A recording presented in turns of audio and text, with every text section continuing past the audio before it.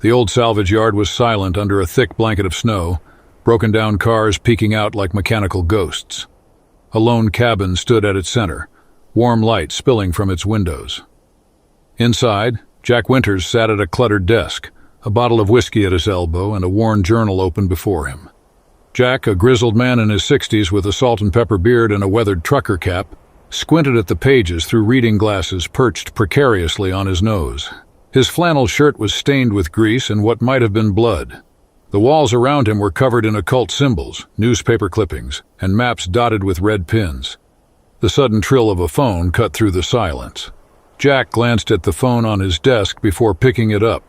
"Yeah?" he growled into the receiver. "Jack? It's Sheriff Gunderson. We've got a situation here in town." Jack sighed, pinching the bridge of his nose. "Emma, we've been over this. I'm retired. Call Abernathy from Millbrook if you need help." "Oh, you betcha I tried," Emma's cheerful Minnesotan accent crackled through the line. "But I can't seem to get her out of that damn bookstore. Come on, Jack. You know you're the best we've got."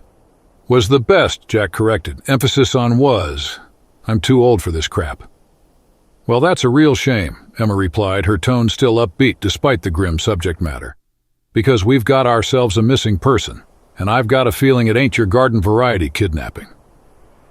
Jack's hand instinctively went to the old wound on his leg, a souvenir from his last hunt. "What makes you say that?" "Oh, just a hunch, that and the pile of coal we found where old man Peterson's lazy boy chair used to be. Coal that's still warm, mind you, even though the room's colder than a witch's tit in a brass bra." Despite himself, Jack felt a familiar spark of curiosity. "When did this happen?" "Last night, December 13th. That means something, doesn't it?" Jack's blood ran cold. He glanced at the calendar on his desk, the date circled in red. "St. Lucy's Day," he muttered. "I knew it had to be something, so how about you drag that ornery behind of yours into town and give us a hand?" Jack closed his eyes, memories of past hunts flashing through his mind, the victories, the losses, the scars, both physical and emotional. He thought of the promise he'd made to himself after that last disastrous hunt. Never again, he'd sworn. But if his hunch was right, if this was what he feared it might be. "All right," he said finally, "I'll come take a look, but I'm not making any promises, you hear?" "Loud and clear, Jack. See you soon then." Jack grunted an affirmative and hung up. He stood slowly, his joints protesting the movement. From a nearby bookshelf, he pulled a dusty tome, its cover emblazoned with the title, Yuletide Terrors, A Hunter's Guide. As he flipped through the pages, a newspaper clipping fell out. The headline read, "Christmas Tragedy. Local family found dead." Jack stared at it for a long moment before stuffing it back into the book. "Well, crap," he muttered, reaching for his coat. The town of Pine Creek was a postcard-perfect vision of Christmas cheer. Twinkling lights adorned every storefront, and a massive Christmas tree dominated the town square. But as Jack drove his beat-up truck down Main Street, he could sense an undercurrent of tension. Shoppers hurried along the sidewalks, glancing nervously over their shoulders. Parents kept their children close. He pulled up in front of the sheriff's office, grimacing as he eased his stiff leg out of the truck. Emma Gunderson was waiting for him on the steps, her round face creased with worry beneath her fur-lined hat. "Well, if it isn't the town Grinch," she said by way of greeting. "Thanks for coming, Jack." Jack grunted, following her inside. "Let's see what we're dealing with." In Emma's office, crime scene photos were spread across her desk. Jack picked one up, studying the empty armchair surrounded by a circle of coal. "Old man Peterson," Emma explained. "Meanest cuss in town, always yelling at the neighborhood kids, threatening to shoot carolers. Real piece of work." Jack nodded, his suspicions growing. "Any other disappearances?" "Not yet, but folks are scared. There's talk of canceling the Christmas festival." "Might not be a bad idea," Jack muttered. Emma's eyes widened. "You don't really think... it's just a story, isn't it, to scare kids into behaving?"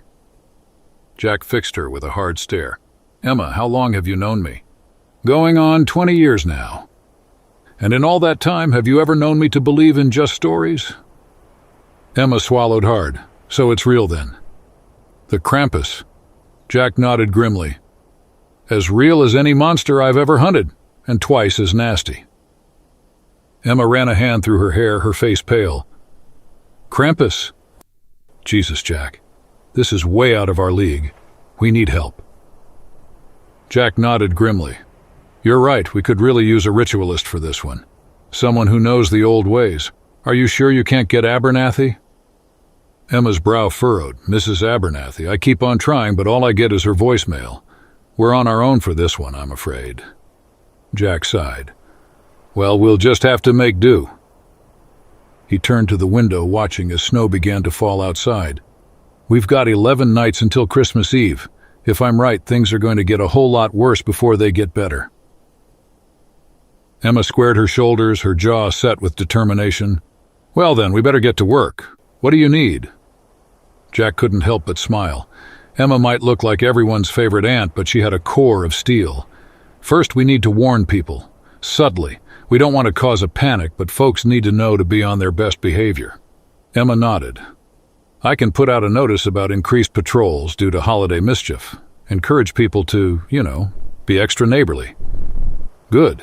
Next, I need access to town records, births, deaths, any major events going back at least 100 years. Emma raised an eyebrow.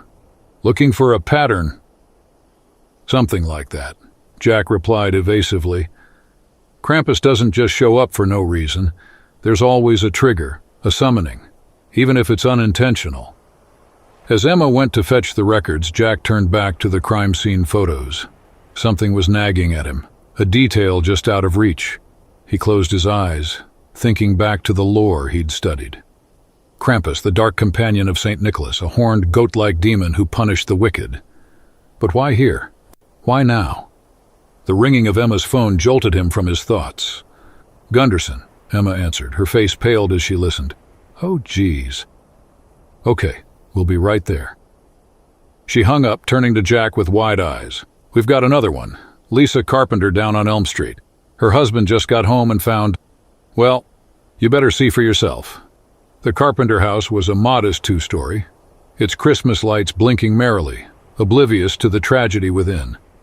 Jack followed Emma inside, the smell of gingerbread and pine mixing sickeningly with something darker, more sulfurous. In the living room, the Christmas tree was toppled over, ornaments shattered across the floor. A man sat on the couch, his head in his hands, shoulders shaking with silent sobs. And there, in the center of the room, was a pile of coal in the rough shape of a human body. Jack knelt by the coal figure, ignoring the protest of his bad leg. He reached out, feeling the heat still radiating from the blackened lumps. "Mr. Carpenter," he said gently, "can you tell us what happened?" The man looked up, his eyes red-rimmed and haunted. I don't know. I was at work. Lisa was supposed to be baking cookies for the church sale. When I got home, I found... this." He gestured helplessly at the coal figure. Jack nodded sympathetically. "Was there anything unusual leading up to this? Any strange noises, cold spots, sulfur smells?" Mr. Carpenter shook his head, then paused. "Well, there was... but it's crazy." "Try me," Jack urged. "Last night, Lisa said she heard hooves on the roof. We laughed it off, thought it was just the wind. But she seemed scared. And this morning she was acting strange, nervous, like she was waiting for something." Jack exchanged a look with Emma. "Thank you, Mr. Carpenter. We'll do everything we can to find out what happened to your wife." Outside, Emma turned to Jack. "Hooves on the roof? You don't think—" Jack nodded grimly. "Krampus, he's marking his targets. We need to move fast." As they walked back to Emma's cruiser, Jack noticed something that made him pause. There, in the fresh snow, was a single patch of melted snow and a hoof print in the center of it. It was massive, easily twice the size of a normal goat's. "Emma," he called, "you got a camera in that cruiser of yours?" As Emma snapped pictures of the print, Jack's mind raced. 2 victims in 2 nights, both adults, both with a reputation for being less than kind. The pattern was clear, but something still didn't add up. Back at the station, Jack pored over the town records Emma had provided. Birth certificates, death records, old newspaper clippings. He searched for anything that might explain why Krampus had chosen Pine Creek. As the clock ticked past midnight, marking the start of the 3rd night, Jack's eyes fell on a small article from 50 years ago. The headline read, "Local Man Dies in Christmas Eve Tragedy." He was so engrossed in the article that he almost missed the sound. A soft thump, like something heavy landing on the roof. Then, unmistakably, the clip-clop of hooves. Jack's head snapped up. Through the window he caught a glimpse of a dark, massive shape moving across the rooftops. He grabbed his shotgun, loaded with special rock salt rounds, and hurried outside. The streets were deserted, the falling snow muffling all sound. Jack moved as quietly as he could, following the sound of hooves. As he rounded a corner, he saw it. Krampus stood at least 8 feet tall, its body a nightmarish blend of goat and demon. Curved horns sprouted from its head, and a long, forked tongue lolled from its fanged mouth. In one clawed hand, it clutched a bundle of birch twigs. In the other, a heavy chain rattled ominously. For a moment, hunter and monster locked eyes, then with a bone-chilling roar, Krampus charged. Jack raised his shotgun and fired. The rock salt round hit Krampus square in the chest, causing it to stumble. But the creature quickly regained its footing, barely slowed by the impact. "Well, crap," Jack muttered, fumbling to reload. Krampus's chain whipped out, wrapping around Jack's ankle. With inhuman strength, the monster yanked, sending Jack crashing to the ground. His shotgun skittered away across the icy pavement. As Krampus loomed over him, birch twigs raised to strike. Jack's hand closed around a small flask in his pocket. With a silent prayer, he unscrewed the cap and flung the contents at the creature. Holy water sizzled as it hit Krampus's flesh. The monster reared back, howling in pain and rage. It stared down Jack with a baleful glare, then turned and bounded away, quickly disappearing into the snowy night. Jack lay there for a moment, catching his breath. His leg throbbed where he'd fallen, and he could feel warm blood soaking through his jeans. But he was alive. As he struggled to his feet, he heard the sound of running footsteps. Emma rounded the corner, her service weapon drawn. "Jack, are you okay? What in the Sam Hill was that racket?" Jack retrieved his shotgun, wincing at the pain in his leg. "That, Sheriff, was our first real encounter with Krampus. And let me tell you, the stories don't do him justice." Emma's eyes widened as she took in Jack's battered appearance. "Oh, geez. We better get you patched up. Come on, I've got a first aid kit back at the station." As Emma helped him limp back to the sheriff's office, Jack's mind raced. He'd faced a lot of monsters in his time, but Krampus was in a league of its own, and if the lore was right, its attacks would only get worse as Christmas approached. "Emma," he said as they reached the station, "I need you to do something for me. It's gonna sound crazy, but I need you to trust me." Emma nodded, her face serious. "Of course, Jack. What do you need?" "I need you to get on that radio of yours and tell all your deputies to get everyone in town to bring their Christmas decorations inside. Anything with bells, especially. And for the love of all that's holy, tell them to stay away from fireplaces." Emma looked confused but didn't argue. As she went to make the announcement, Jack sank into a chair, his wounded legs stretched out before him. He pulled out the newspaper article he'd found earlier, rereading it with growing dread. The pieces were starting to fall into place, and Jack didn't like the picture they were forming. As the clock struck 3, marking the end of the third night of Krampus, Jack made a silent vow. He'd stop this thing, whatever it took.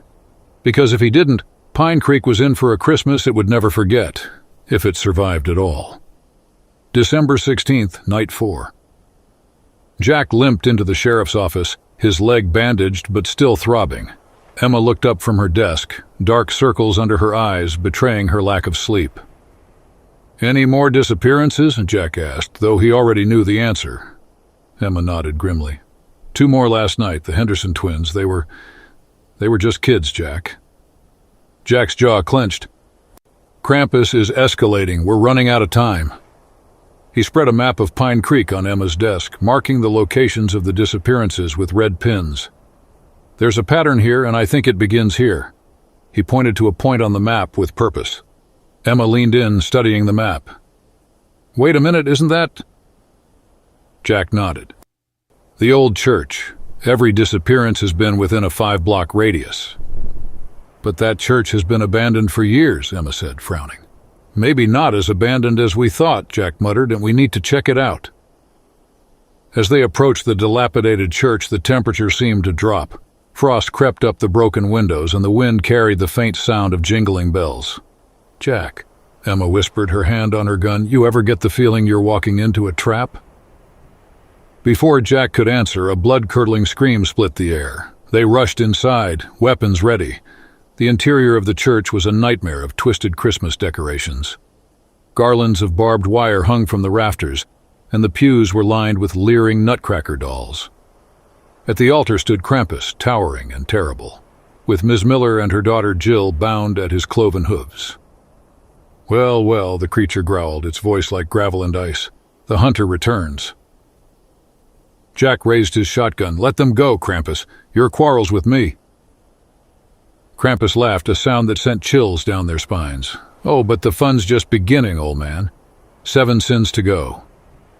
With a crack of its whip, Krampus vanished in a swirl of snow, leaving behind only the echo of its laughter and a pile of coal where the mother and daughter were. December 18th, Night 6. The town was in a state of panic. 4 more disappearances in 2 nights, each victim seemingly random. Jack and Emma worked tirelessly, trying to protect the townspeople while unraveling the mystery. "There's something we're missing," Jack muttered, poring over his research. Krampus said 7 sins. What does that mean? Emma, who was pinning up photos of the missing, paused. "Jack, look at this. All the victims. They're connected to the old church somehow." Jack's eyes widened as the realization hit him. Son of a bitch, it's not random at all. Krampus is punishing them for something that happened in that church. As if on cue, the lights flickered. A cold wind swept through the office, carrying the scent of peppermint and brimstone. "Well done, Hunter," Krampus's voice echoed around them. "But can you stop what's already been set in motion?" Jack grabbed his weapon, but the presence was already gone. "Emma, we need to evacuate the town. Now." December 20th, Night 8. The evacuation was chaos. Many refused to leave, not believing in the supernatural threat. Those who did flee found their cars wouldn't start, as if the very machines were conspiring against them. Jack stood in the town square watching as dark clouds gathered overhead. Snow began to fall, but each flake burned where it touched skin. "Emma," he said, his voice heavy, "I need to tell you something. About why Krampus is really here." But before he could continue, a scream cut through the air. They turned to see a young woman being dragged into the shadows by a creature that looked like a twisted parody of an elf. Its skin was a sickly green, its eyes glowing red, and its teeth sharp as needles. "Go!" Jack yelled, pushing Emma towards the victim. "I'll hold it off!" As Emma rushed to help, Jack faced the monster. "All right, you ugly son of a bitch, let's dance." The elf, a grotesque creature with pointed ears and razor-sharp teeth, lunged at Jack. Its movements were unnaturally quick, its clawed hands slashing through the air. Jack ducked, feeling the wind of the attack ruffle his hair. He swung his shotgun, catching the elf in the midsection. The creature stumbled back, releasing the woman, hissing in pain and rage. Jack pumped the shotgun and fired, the rock salt round tearing into the elf's shoulder.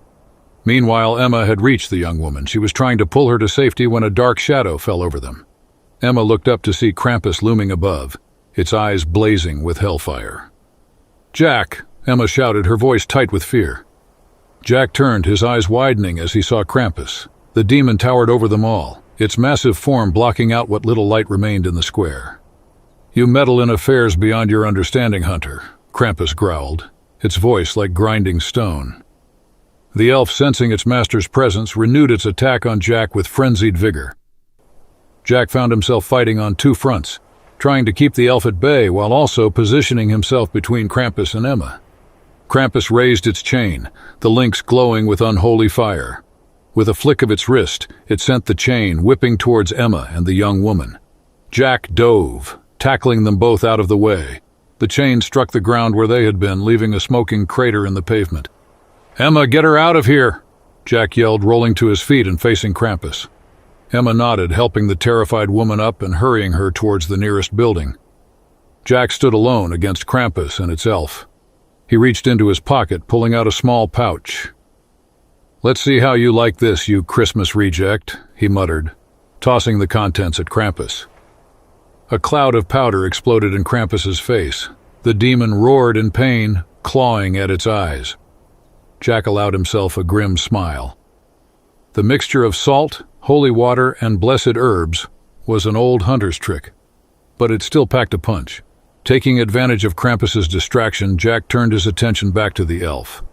The creature was circling him, looking for an opening. Jack feinted left, then swung his shotgun like a club, catching the elf on the side of its head. The elf staggered, momentarily stunned. Jack pressed his advantage, tackling the creature to the ground. They grappled in the snow, which hissed and steamed where it touched Jack's skin. Jack managed to get his hands around the elf's throat, squeezing with all his might. The creature thrashed and clawed at him, leaving deep scratches on his arms and face. But Jack held on, gritting his teeth against the pain. Suddenly, a massive hand closed around Jack's collar, lifting him off the elf. Krampus had recovered and now held Jack aloft, its eyes burning with fury. "Enough of this," Krampus snarled. It began to squeeze and Jack felt his breath leaving him. Just then, a gunshot rang out. Krampus roared in pain, dropping Jack. Emma stood a few yards away, her service weapon smoking in her hands. "Get away from him, you goat-faced bastard," she shouted, firing again. The bullets seemed to do little damage to Krampus, but they were enough of a distraction for Jack to scramble away. He scooped up his shotgun, aiming it at the demon. Krampus, realizing it was outmatched for the moment, snarled in frustration. It grabbed the young woman who had been trying to crawl away unnoticed. Before Jack or Emma could react, Krampus touched the woman's forehead. In an instant, she turned to coal, crumbling to the ground in a lifeless heap. "No," Jack cried out, firing his shotgun. But Krampus was already fading, disappearing in a swirl of black snow. The elf, seeing its master retreat, tried to follow. But Emma was quicker. She emptied her clip into the creature, each shot finding its mark. The elf jerked and twitched before finally collapsing, its body dissolving into a puddle of foul-smelling ichor. Jack and Emma stood in the suddenly quiet square, breathing heavily. The snow continued to fall, but now it was just ordinary snow, cold and wet. "You okay?" Jack asked, limping over to Emma. She nodded, her face pale. "Yeah, but that woman... Jack, what are we dealing with here?" Jack looked at the pile of coal that had once been a person, his expression grim. "Something way out of our league, Emma, and it's only going to get worse." As they made their way back to the sheriff's office, Jack knew that time was running out. Krampus was growing stronger, and they were no closer to stopping it. The real battle was yet to come, and Jack wasn't sure if they were ready for it. December 22nd, night 10. The town was a war zone. Christmas lights flickered like warning beacons, and the constant jingling of Krampus's bells kept everyone on edge. Half the population was missing, taken by Krampus or his minions. In the sheriff's office, now their base of operations, Jack prepared for a ritual he hoped would banish Krampus. "Are you sure about this?" Emma asked, worry etched on her face. Jack nodded grimly. "No, but it's the only shot we've got." As the clock struck midnight, Jack began the incantation. The room filled with an eerie light, and for a moment, it seemed to be working.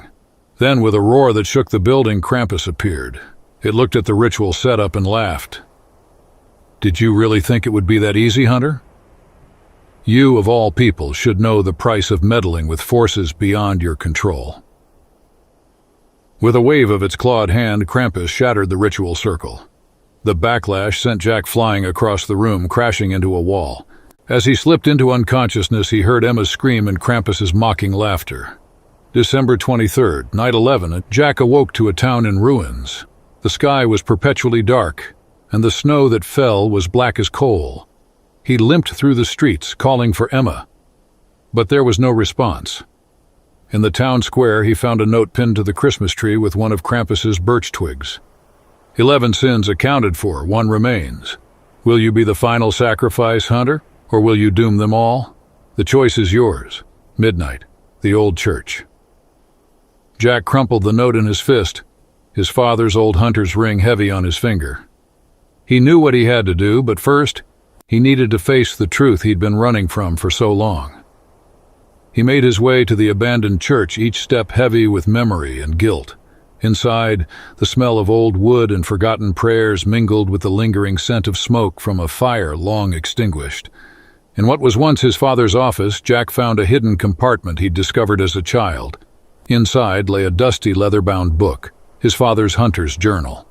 With trembling hands, he opened it to an entry from 50 years ago. The words blurred as tears filled his eyes. December 23rd, 1970.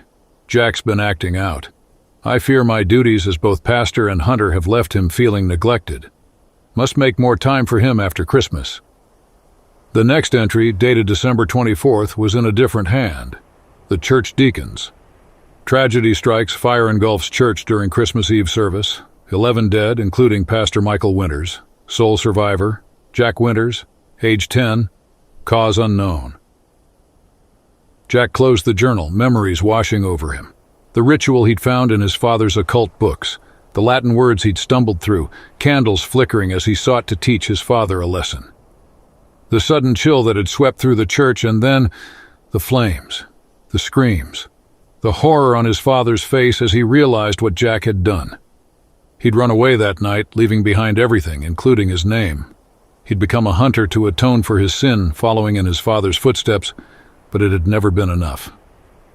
Now back in the present day, as the clock ticked towards midnight and Christmas Eve, Jack understood. Krampus hadn't been randomly summoned to Pine Creek.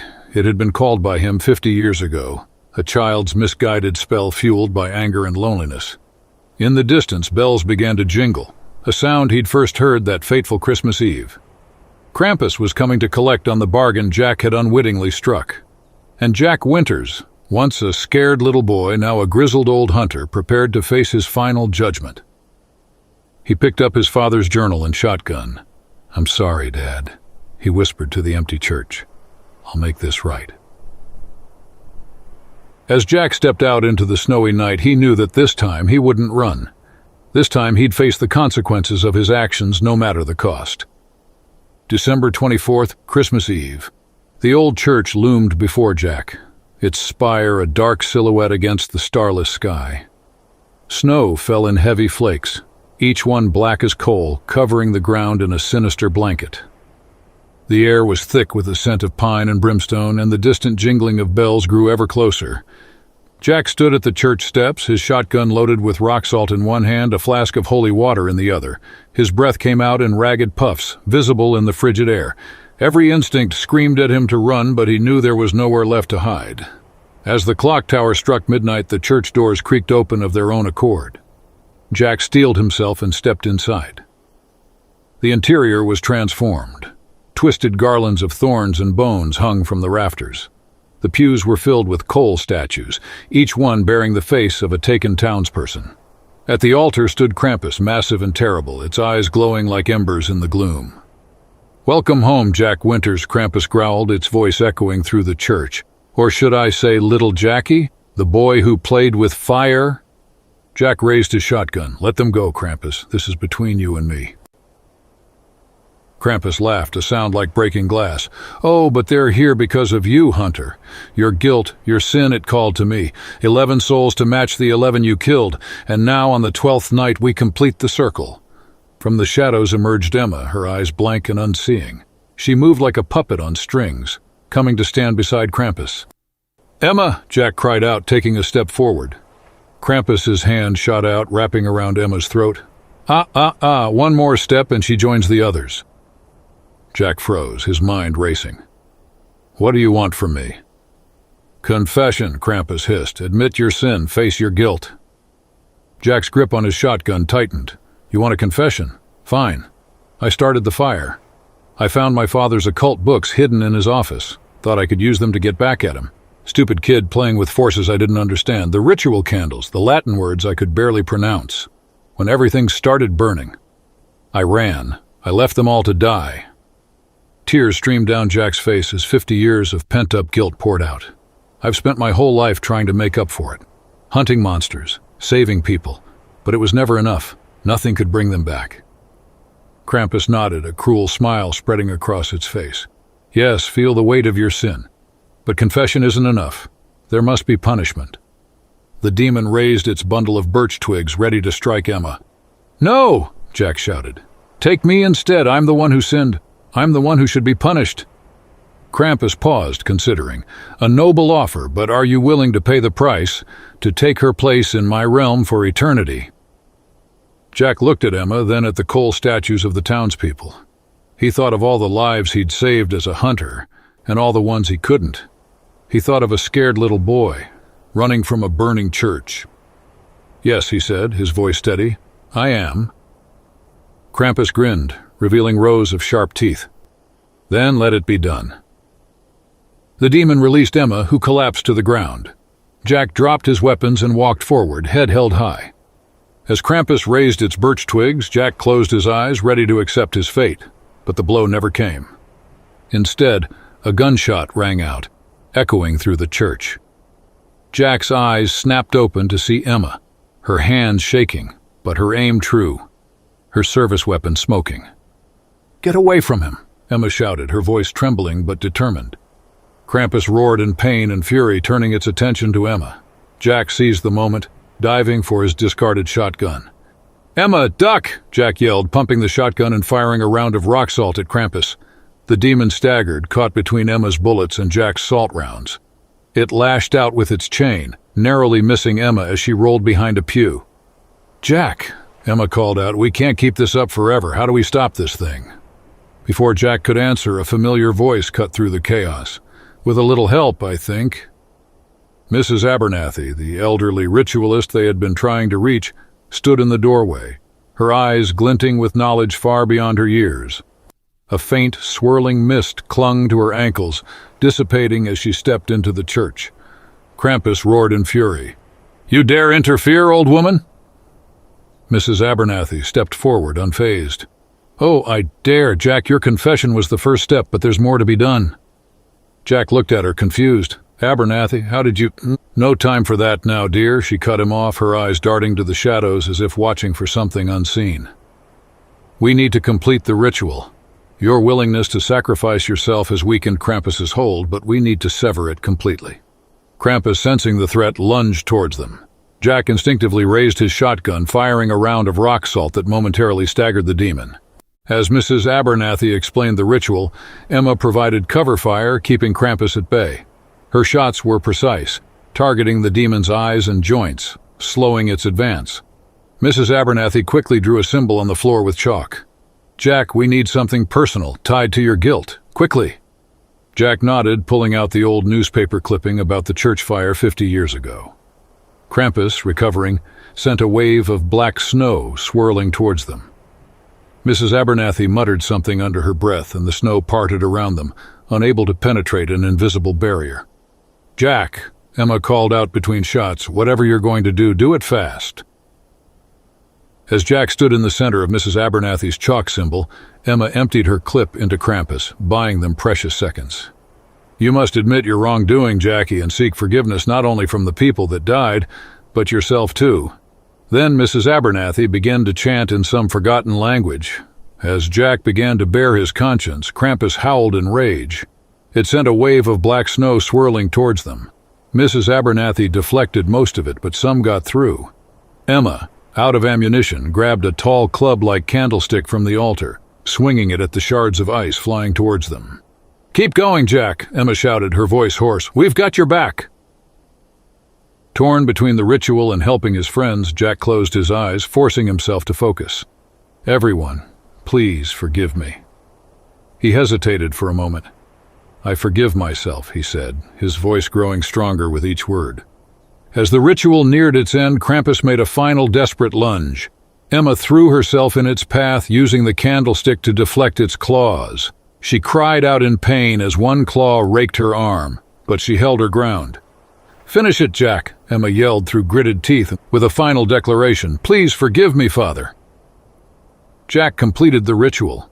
A blinding light filled the church, and Krampus let out an ear-splitting shriek as he began to dissolve.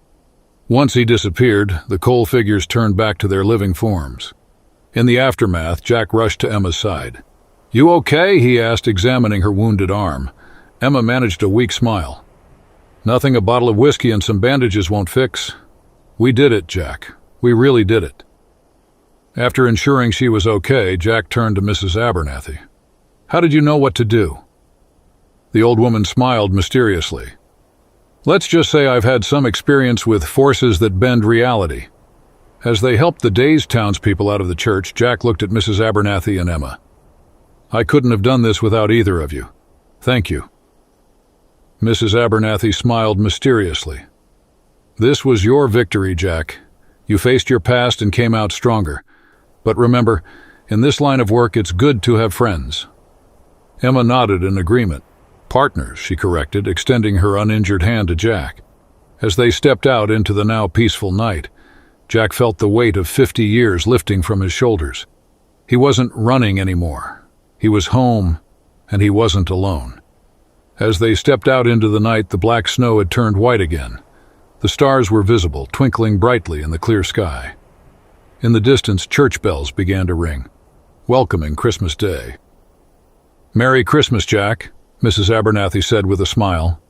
"And do be careful of any strange mists that roll in."